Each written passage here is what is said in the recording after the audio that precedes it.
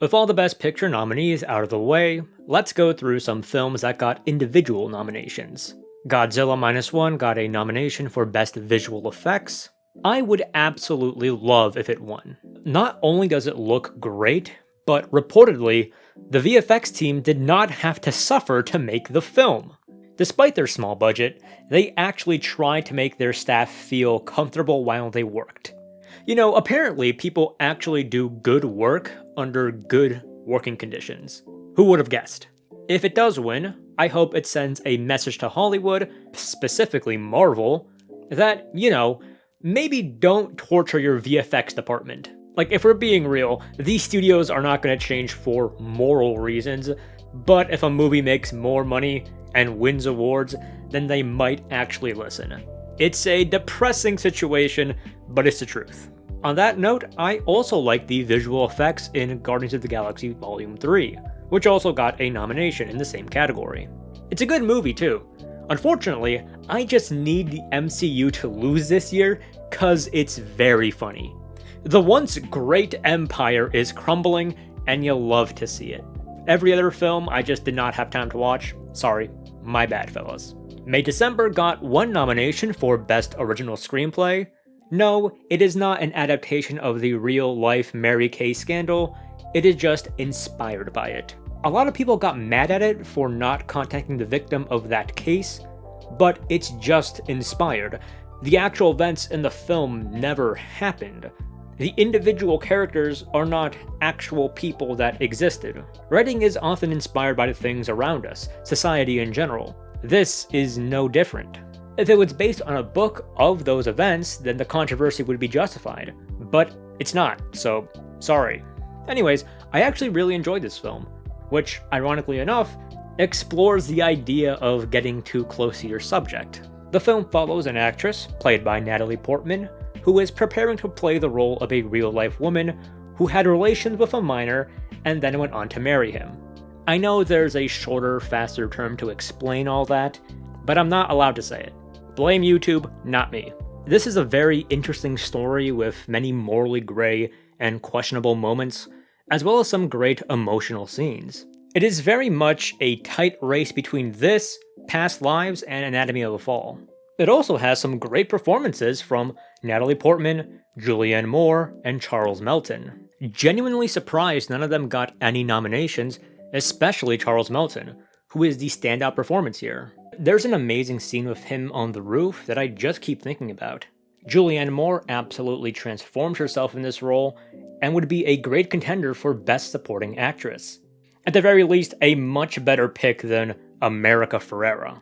So yeah, great film, wish it got more nominations, definitely check it out. Next up, we have the Best International Film. Of the nominations, the only one I did not see was Io Capitano. We all know The Zone of Interest is going to win, but hey, the rest of the films are good too. So let's talk about them. First up, we have Perfect Days, directed by Wim Wenders. This film is about a toilet cleaner in Japan, and we just see him live day by day. His life is very routine-driven, and on some occasions that routine is broken. And it's during these moments where we learn small things about him. Although he always remains a mysterious person to us, much like a real person. This is very much a slice of life film. Any drama that even happens in this film is very small scale. There isn't even a lot that actually happens, but it really hit me emotionally. Good emotions too. I came out of this film thinking, wow, I really love life, which is high praise coming from the self-deprecating Zoomer generation. It was very well presented, at some points very creative. There were these little dream sequences that reminded me of La Jetée, my favorite film of all time, so automatic points for me there. Great performance by Koji Yakusho. He doesn't actually speak a lot in the film, it's part of his character, so he has to convey all his emotions and his thoughts through facial expressions, and it works very effectively. The film is very slow and demands a bit of patience from the audience. Some people in my theater weren't too thrilled by it when it ended. I think I heard one guy sleeping near me, and on paper it does not sound like my type of film. But I gave it a chance and it delivered. Please check it out whenever you can. A Zelcher approved slice of life film only comes once in a blue moon. This is my favorite film out of all the nominees, and yeah, I wanted to win. 9 out of 10. Next up, we have Spain's submission, Society of Snow, directed by J.A. Bayona. This is a film about the real-life tragedy of the Uruguayan rugby team, whose plane crashed in the Andes Mountains, and their struggle to survive the harsh conditions. I've actually known about this story for a while. Back in middle school, I read the book The Miracle in the Andes, which is a different book than the one this film is based on, but same story. This was very much a hyper-fixation for me when I was young, so this already piqued my interest. And yeah, it turned out to be an incredibly well-presented, well-performed, very emotional and engaging film. J.A. Bayona's last project was the critically panned Jurassic Park Fallen Kingdom, so he really had to lock in here.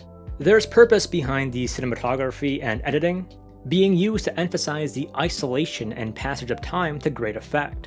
The narrative device they used to tell the story was really interesting and had some great payoff. Apparently, the cast mostly consisted of unknown actors. For some of them, this was their first film, and they all did really well. This also got makeup and hairstyling. The makeup department put a lot of work into making the actors look like they have frostbite, like they're malnourished, having them grow out their hair as time goes on. It's all done gradually, very subtly, and overall very effective. I think it'd be pretty cool if they won. The only real complaint I have is with the score. It felt very generic and was used in a way where they were kind of trying to sell you on the emotion of the score and not the actual emotion of the scene. And the scenes themselves already work great on their own. They would have actually benefited more from something more subtle. Overall, great film though. 8 out of 10, I highly recommend. Next up, we have The Teacher's Lounge. This is a German film from director Ilker Katak. It's kind of like a micro-crime thriller. Essentially, the school staff is investigating some petty thefts going on in their lounge room, and the whole thing quickly spirals out of control. And yeah, for what it is, it's pretty good. The standout aspect of this film has to be the performances. Leonie Benesch is great as the lead, a really great depiction of how anxiety can consume someone. But the real standout performance here is that of the children. It's another film where I'm like, wow, why can't other directors get the children in their movies to act half as good as this? There are some creative aspects to it. There is one sequence in particular that was pretty surrealistic, but overall, it's presented in a very standard, small-scale drama film kind of way. And that's fine. Like I said, it's always good to have these simple, just middle-of-the-ground, good films in our media diet. It is the weakest film on this list of nominees. It will most likely not win the award, but if you ever get the chance to watch it, I highly recommend it. 7 out of 10. Now let's move on to the animated feature films. I have seen everyone except Robot Dreams. It doesn't get a theatrical release until after the Oscars, so I literally could not watch it. First up, we have Dat Boy and the Heron. This is the newest final film from Hayao Miyazaki. It follows a boy who lost his mother during the war, and who later discovers an abandoned tower that takes him to a fantastical land. It is very much reminiscent of previous Ghibli films, being filled with anti-war and environmental themes. There's a lot of inventive and creative imagery, a lot of what you expect out of a Ghibli film, and I thoroughly enjoyed it. I'm not the biggest Ghibli fan by any means. I very much prefer my anime in the style of Satoshi Kon, but I can always expect these films to have a great mix of fun and emotional moments, and this film is no exception. That said, one of my few complaints has to do with how the story plays out, more specifically the lack of cohesion between the scenes. The best way I can describe this is that things just kind of happen randomly. We are introduced to a lot of people and creatures and concepts that are only important within their specific scenes. Like, we learn about these little white creatures in the middle of the film, they have their little moment, and then we never see them again. It's to the point where both the film and I forget what the main plot is. So when we finally get back to it, I'm kind of like, oh yeah, there's an actual goal we have to accomplish. I'm sure there's a lot of deep meaning I could analyze this film for, I just don't feel incentivized to do it. Which is how I feel about other Ghibli films. I can sit down and analyze Satoshi Kon for hours, but Ghibli, not really. This is a great film with beautiful imagery, but at the end of the day, the Ghibli style is not something I deeply love like everyone else. I still recommend it, and if it won Best Animated Film, I would not be upset. Next up is Elemental, directed by Peter Sohn. This is the latest film from Pixar, and it is definitely a Pixar film of all time. I don't think it's controversial to say that Pixar lost their magic a long time ago. Their films always have great animation, but it's never really in service of anything interesting. This is just another cliche story of forbidden love, except it's about a water guy and a fire girl. They've taken the concept to its most literal interpretation. There's just nothing new or exciting that happens in this film. I know exactly what's going to happen and how everything will conclude the minute everything is set up. It's so reliant on tropes and cliches like they're training wheels. And it works, nothing is done poorly. But when you play it this safe, the result is a film I will never think about after I watch it. Anyways, 5 out of 10, thank you. Next up, we have Nimona, directed by Troy Quane and Nick Bruno. This film follows a shape-shifting character named Nimona and a former knight named Ballister as they try to clear Ballister's name of a crime he did not commit. When I first saw the trailer for this film, I thought it looked bad. Specifically, the character Nimona was way too quirky. Just watching 1 minute of this scene annoyed the fuck out of me. I already wrote it off as being bad, but randomly one day, I gave it a chance, and I was pleasantly surprised. The plot was actually pretty interesting, and it presented it with a level of maturity that is surprisingly rare for kids' films these days. It's also refreshing to see a film be so unapologetically LGBT. After years of Disney films hiding gay characters in the background for 5 seconds, this is a nice change of pace. Nimona is still kind of an annoying character to me, but I got used to it and the character actually had some depth to them, which was cool. It's a fun little movie, don't think I'll ever see it again, but I do recommend it. 6 out of 10. It has no chance of winning, nor do I think it should win, and if it did win, I might be disappointed, but so long as it's not Elemental, I'll be fine. And finally, we have Across the Spider-Verse. This is the sequel to Into the Spider-Verse. I'm sure most people already know about it. Much like the first film, it is a very fun and creative film. Its style very much elevates it beyond what most animated comic book movies are doing now. Its presentation is amazing, the score is phenomenal. In some aspects, it's an improvement over the first film. They're not ruining great emotional scenes by blasting shitty licensed music over it, so that's great. And in some ways, it's not. For as much as I love this film, it doesn't reach the same emotional heights for me as the first film. This film is a lot more consistently great, whereas the first film had immense peaks and valleys for me. This film got just an animated feature nomination, but I genuinely think it should have gone and won for score and visual effects too. I mean, the score for this film was way more creative and purposeful than the royalty-free music they used in American Fiction. The visual effects are amazing in this film, but if we're torturing artists to make it, then maybe I'm fine with them not getting a nomination. Godzilla can take this one. The race is only really between Dat Boy and Spider-Man. I would be fine with either one winning. Maybe give it to Miyazaki, cause as far as I know, the working conditions were not hell over there. Next up, we have the documentary feature nominees. Gonna be honest, I did not watch all of them. I ran out of time, sorry. But here are the few that I did see. First up, we have Bobby Wine, the People's President. This is a film about presidential candidate and singer Bobby Wine's campaign against regime leader Yoweri Museveni's corruption in Uganda. And it captures all the disturbing lengths the current regime takes to silence him. Very well presented film, very engaging. However, not a lot of information to be had here. Bobby Wine is very noble in his pursuit to take down this regime, but we're never actually explained what his policies are should he become president. Like for most of the film, I'm under the impression he's the only guy running against the current leader, but then we're offhandedly told that there are other candidates running against them too, and I'm like, huh, these candidates also want to see the regime end, so I can only assume they disagree with Bobby on some issues enough to run against him too. Of course, establishing proper democracy in your country is the top priority, but what exactly was his plan if he did get into office? It's still a fine documentary, but at the end of the day, it really is just a surface level introduction to a much more complex issue, giving it a generous 6 out of 10. Next up, we have La Memoria Infinita, or The Eternal Memory. This is a film about Chilean journalist Augusto Góngора's struggle with Alzheimer's disease during his final years of life. As one might expect, this is a very depressing film, but also in ways kind of beautiful. In order to remind him of who he is, his wife shows him his past work, and in turn, we too learn about him. And it works very effectively for someone who did not know who he was before this. It was very well presented overall, but was not really a fan of the licensed music. Licensed music in general is just a very hard thing to get right in your film and not have it be kind of jarring. But yeah, just very bittersweet film overall. Would be glad if it won, and go hug your parents.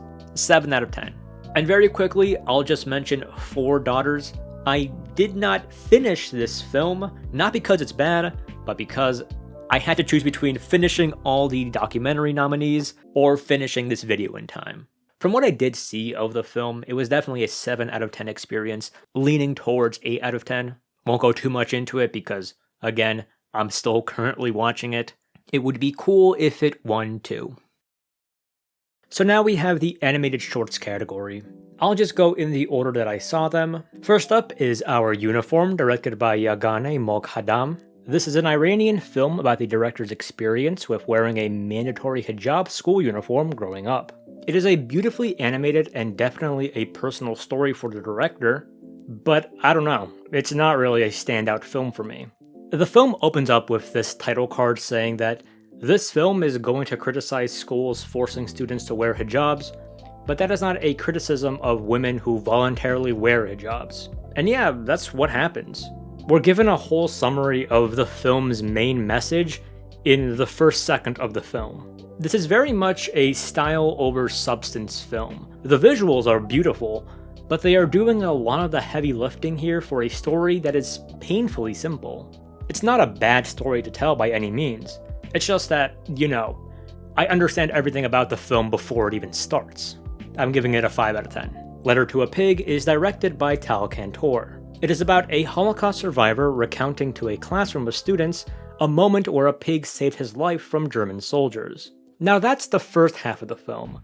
The second half of the film takes a drastic shift to a surrealistic interpretation of that story. Unfortunately, I still think this is another style over substance film.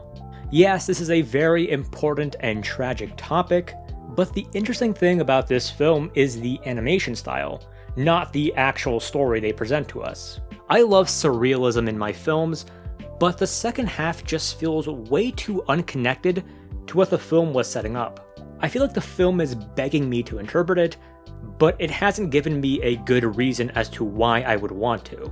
5 out of 10. Next, I saw Pachyderm by Stephanie Clement. I don't know how to talk about the story without giving it all away. It feels kind of inappropriate to say the film has a plot twist, so let's just say it deals with some childhood trauma and sensitive topics, and leave it at that.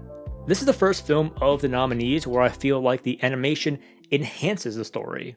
There is a purpose behind the style and presentation of the film. And the style is also very beautiful, but also unnerving when it needs to be. The animation and symbolism is very purposeful, and it all works very effectively. I'll give it a 7 out of 10. It would be cool if it won. Next, I saw 95 Senses, directed by Jerusha and Jared Hess. They are a wife and husband filmmaking team, best known for making the films Napoleon Dynamite and Nacho Libre. This is a film about a man talking about our 5 senses. And I'm gonna leave it at that, because I saw this film blind, and I think the way the film's story unfolds was great and should be seen like that. Again, the animation is beautiful and purposeful. This was actually a collaboration between various artists using different styles for different segments of the film. Yeah, it's very fun and inventive, but also very grim too. Now that I'm thinking about it again, I kind of want to rewatch it. Right now it's a 7 out of 10, but on a rewatch, I can see myself giving it an 8. Definitely my favorite of the bunch, and I really hope it wins. And finally, we have War is Over, inspired by the music of John and Yoko. Yes, that is what it's actually called, and it is exactly what you get. There is a war, a soldier from each side plays chess via carrier pigeon, they meet on the battlefield, they realize that oh my god, you're the guy I was playing chess with. All while everyone is killing each other around them. Then, I kid you not, the pigeon comes back with a note saying, "War is over," and you guessed it, the song "War is Over" starts fucking blaring out the speakers like a goddamn punchline. War is over. It is the funniest thing ever. Because everyone starts hugging each other going, yeah, we don't gotta fight each other anymore. Meanwhile, so many of their comrades are already dead. There's a whole ass establishing shot at the end where everyone is happy and cheering, but you still see all the corpses around them. It's hilarious. This is an incredibly cliche story for a film that essentially expects people to like it because it has a nice message. Don't make war, make peace. This film is incredibly lame, and if it won, it would be a fucking embarrassment. And hey, guess what? There is a film like this in every shorts category for this year. Yippee. So yeah, 3 or 4 out of 10. It's not technically bad, but it's just really fucking lame. Next, we have the live action shorts. First up, we have The After.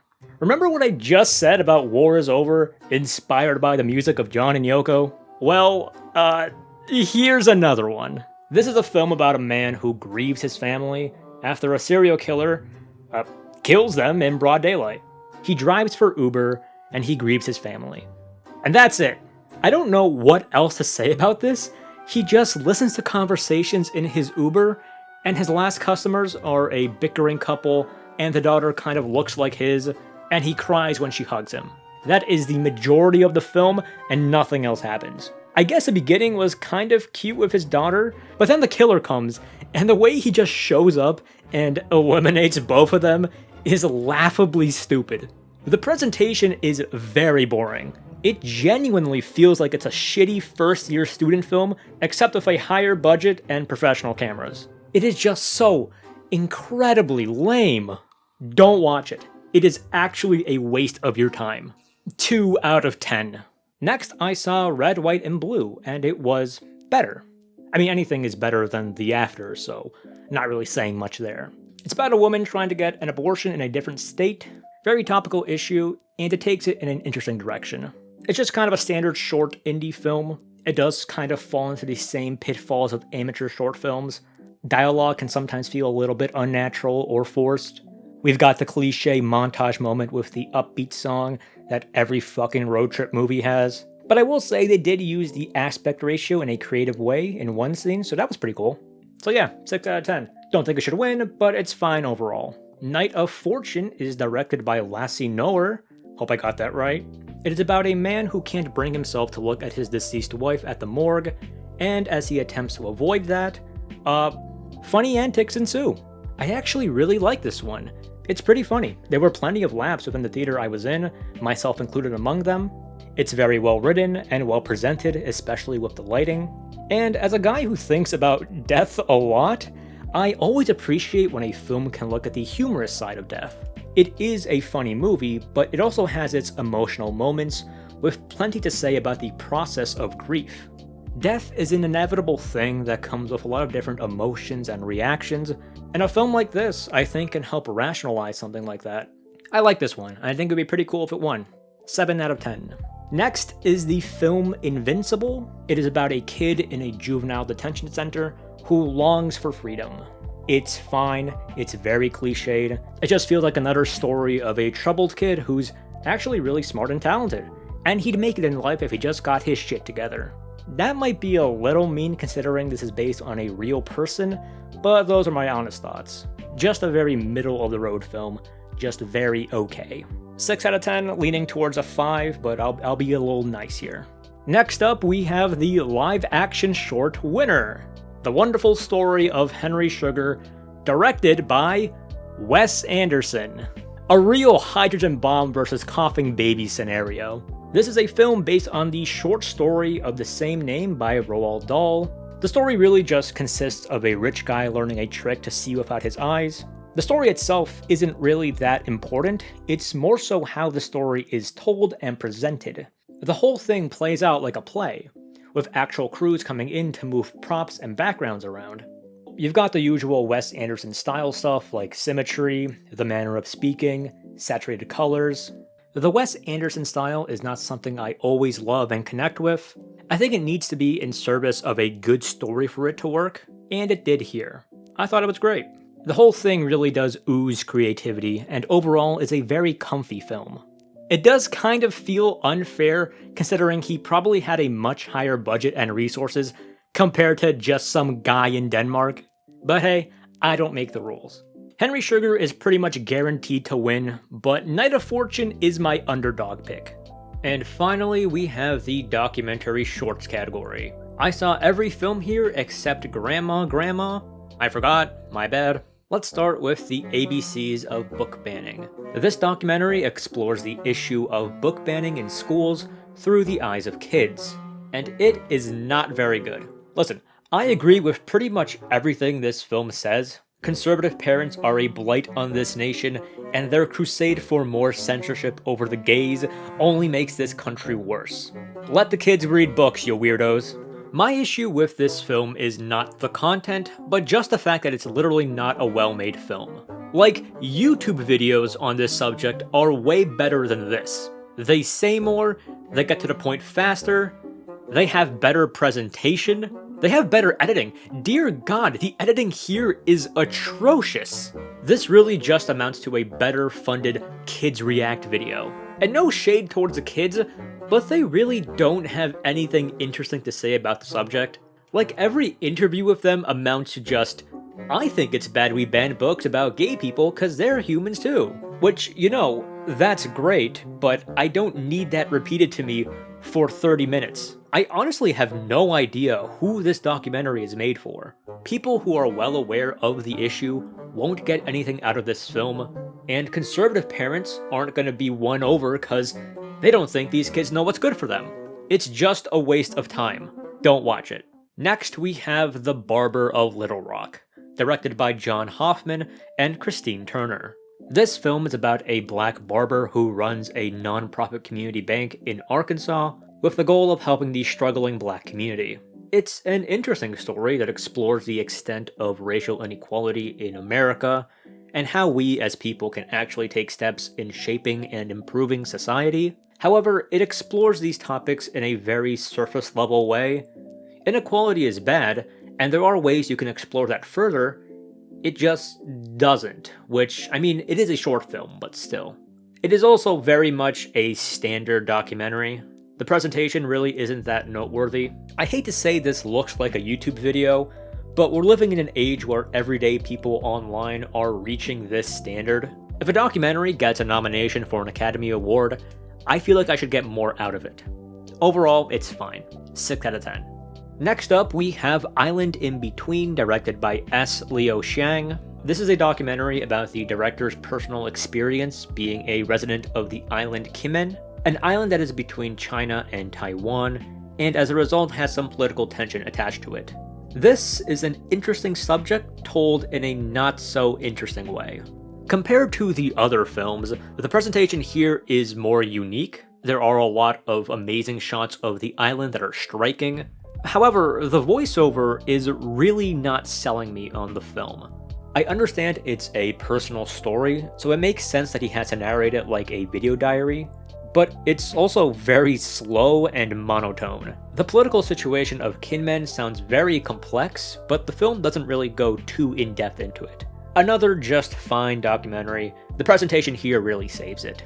And finally, we have The Last Repair Shop, by Ben Proudfoot and Chris Bowers. This documentary is about one of the few remaining instrument repair shops that still service Los Angeles school districts.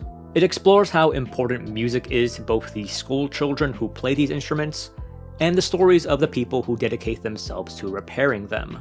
The stories behind how these people came to work here are all very emotionally impactful.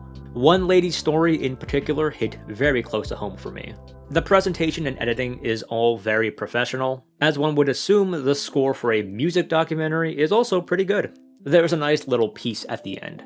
I can confidently say that this documentary short goes above and beyond what a YouTube video can do. That said, it is free on YouTube, so definitely check it out. 7 out of 10. And those are my thoughts on most of the Oscar nominations. Obviously, all that audio was recorded before the Oscars happened, so maybe it was funny hearing me make predictions while having the knowledge of what actually happened. Hope you guys enjoyed this 2-part video. Give it a like if you did, that does help me. Gonna try and work on this sooner next year so I can get it out on time. Just a heads up, I'm gonna work on a few other projects before I work on the Oscar highlight video, just to space out all the Oscar stuff. Shout out to everyone who showed up to the stream, that was cool. And also, shout out to the patrons, y'all are real ones. And I hope to see you all in the next video.